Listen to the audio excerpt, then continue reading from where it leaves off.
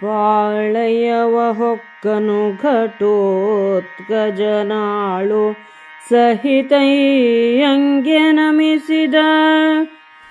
ಊಳಿಗವ ಹೇಳೆನಗೆ ಬೆಸಸ ರಾಜಕಾರ್ಯವ ವೇಳೆಯವ ತಾಯನಲು ನಗುತ ವಿಶಾಲ ವಿನಯಕ್ಕೆ ಮೆಚ್ಚಿದನು. ಬಲುದೋಳಿನಲ್ಲಿ ಸೆಳೆದಪ್ಪಿ ಮುಂಡಾಡಿದನು ನಂದನನ.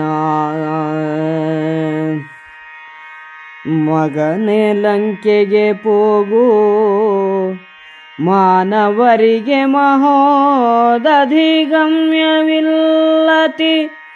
ವಿಗಡತನ ಬೇಡಲ್ಲಿ ವಿನಯದಲೆನ್ನು ಕಾರ್ಯವ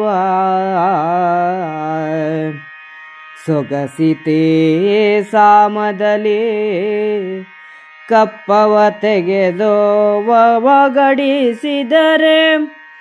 ಬಳಿಕಲ್ಲಿಗೆ ಶರಾಳಿಗಳಿವೆ ವಿಘಾತಿಗೆ ದೋಷವಿಲ್ಲಂದ.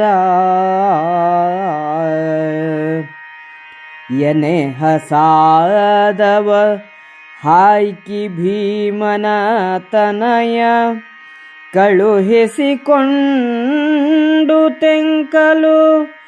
ಮನದಿ ಮುನ್ನವೇ ಬಂದ ರಾಮೇಶ್ವರದ ಶಿವಗ್ರಹಕ್ಕೆ.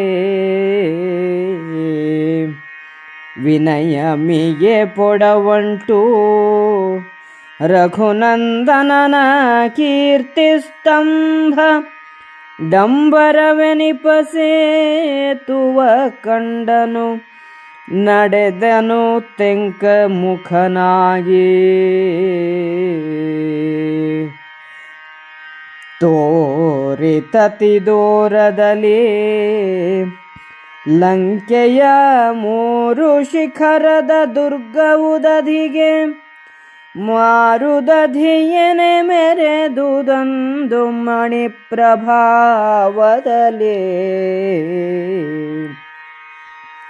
100 ಯೋಜನ ಸೇತು ಮೂಲವ ಮೀರಿ ನಡೆದನು ಬಡಗವಾಗಿಲ ಕೀರಿದ ಗಿಳನ ಪಡಿಮೊಗವ ದಾಟಿದನು ವಹಿಲದಲ್ಲಿ. ಘಟೋತ್ಕಚನು ಸಹದೇವನ ಪಾಳೆಯವನ್ನು ತನ್ನ ಪರಿವಾರದೊಡನೆ ಹೊಕ್ಕು ಸಹದೇವನಿಗೆ ವಂದಿಸಿ, ಏನು ಊಳಿಗ ಮಾಡಲಿ, ರಾಜಕಾರ್ಯವೇನು, ಅದಕ್ಕೆ ವೀಳ್ಯವನ್ನು ಕೊಡು ಎಂದನು. ಸಹದೇವನು ಅವನ ವಿನಯಕ್ಕೆ ಮೆಚ್ಚಿ ಅವನನ್ನು ಆಲಂಗಿಸಿಕೊಂಡು ಪ್ರೀತಿಯಿಂದ ತಲೆಯನ್ನು ಸವರಿದನು. ಮಗನೇ ಘಟೋತ್ಕಚ, ನೀನು ಲಂಕೆಗೆ ಹೋಗಬೇಕಾಗಿದೆ. ಮನುಷ್ಯರಿಗೆ ಸಮುದ್ರದಲ್ಲಿ ಹೋಗುವುದು ಕಷ್ಟ. ಅಲ್ಲಿ ವಿಭೀಷಣನ ಬಳಿಗೆ ಹೋಗಿ ಅಣ್ಣ ರಾಜಸೂಯ ಯಾಗಕ್ಕೆ ಕಪ್ಪವನ್ನು ತೆಗೆದುಕೊಂಡು ಬಾ. ಅವನು ವಿರೋಧಿಸಿದರೆ ಬಾಣಗಳಿದ್ದೇವೆ, ಯುದ್ಧ ಮಾಡುವುದು ದೋಷವಲ್ಲ ಎಂದು ಸಹದೇವನು ಹೇಳಿದನು. ಘಟೋತ್ಕಚನು ಪ್ರಸಾದವೆಂದು ಕೆಲಸವನ್ನು ಸ್ವೀಕರಿಸಿ ಸಹದೇವನಿಂದ ಬೀಳ್ಕೊಂಡು ದಕ್ಷಿಣಕ್ಕೆ ಹೊರಟು ರಾಮೇಶ್ವರದ ರಾಮನಾಥನ ದೇವಾಲಯಕ್ಕೆ ಹೋಗಿ ಅಲ್ಲಿ ಶಿವನಿಗೆ ನಮಸ್ಕರಿಸಿದನು. ಬಳಿಕ ಶ್ರೀರಾಮಚಂದ್ರನ ಕೀರ್ತಿಯ ಅಟ್ಟಹಾಸವೋ ಎಂಬಂತೆ ಶೋಭಾಯಮಾನವಾದ ಸಮುದ್ರ ಸೇತುವಿನ ಮೇಲೆ ದಕ್ಷಿಣಾಭಿಮುಖವಾಗಿ ನಡೆದನು.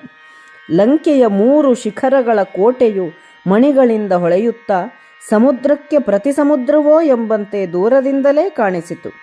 ಘಟೋತ್ಕಚನು 100 ಯೋಜನ ದೂರದ ಸೇತುವೆಯನ್ನು ದಾಟಿ ಉತ್ತರ ದಿಕ್ಕಿನ ಮುಂಭಾಗದಿಂದ ಕೋಟೆಯನ್ನು ಒಳಹೊಕ್ಕು ವೇಗವಾಗಿ ನಡೆದನು.